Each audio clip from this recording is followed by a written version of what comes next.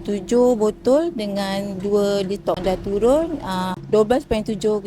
Saya dekat Shah Alam Selangor nak interview customer Visa Fit yang dah kurus. Hai puan, nama puan daripada mana? Saya daripada Johor Bahru. Nama saya Jaria Abdul Najat. Sebelum puan guna produk Visa Fit ni, berapa berat? Berat akak 72.7. Kak nak tanya, berapa produk Visa Fit yang puan dah guna dan berapa kilo puan dah hilang? Okay, akak dah guna 7 botol dengan 2 detox. Dah turun 12.7 kg. 12.7 kg. Wow, banyak juga tu. Apa yang puan suka sangat produk Visa Fit bila puan menggunakan ni? Apa yang best ni? Bestnya kita tak payah buat breakfast pagi dan dinner malam, kita terus minum je. Okey, baik. Puan ganti sarapan pagi, lunch ataupun dinner? Breakfast pagi dengan malam. Apa yang best ni bila puan dah turun berat badan ni? Apa yang puan rasa seronok sangat? Alhamdulillah, akak dah turun ni, lutut akak tak sakit, dapat berjalan mana-mana dan dapat saiz yang baju yang paling kecil lah boleh pakai. Alhamdulillah. Okay, Alhamdulillah. Baik, nak tanya, ada tak kawan-kawan puji ke?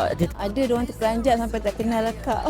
Wow, sampai tak kenal lah. Saya jumpa tadi pun saya, macam kenal tapi nak tegur takut salah orang. Jadi kita nak bagi hadiah kepada puan ni sebab dah berjaya. Jom, kita nak bagi hadiah kepada puan. Kita nak bagi trofi Visa Fit kepada puan. Lepas tu kita nak bagi sertifikat atas nama puan lah. Lepas tu kita nak bagi jeng. Kita nak puan buka dan unboxing. Okay.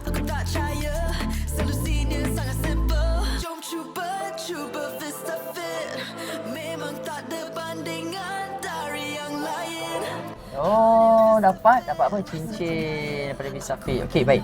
So, sekarang ni kita nak puan sarung dekat sini juga. Dan nak puan sarung. Belanja sikit. Buat macam ni lah. Okey, so tanya kepada puan sebab dah berjaya dapat cincin emas. Tengok siapa yang nak bagi kan. So dah kurus, siapa target dapat cincin emas dekat Visa Fit. Okey, anda macam mana? Tengok je. Okey, jangan tengok je. Buat diet sampai jadi, okey?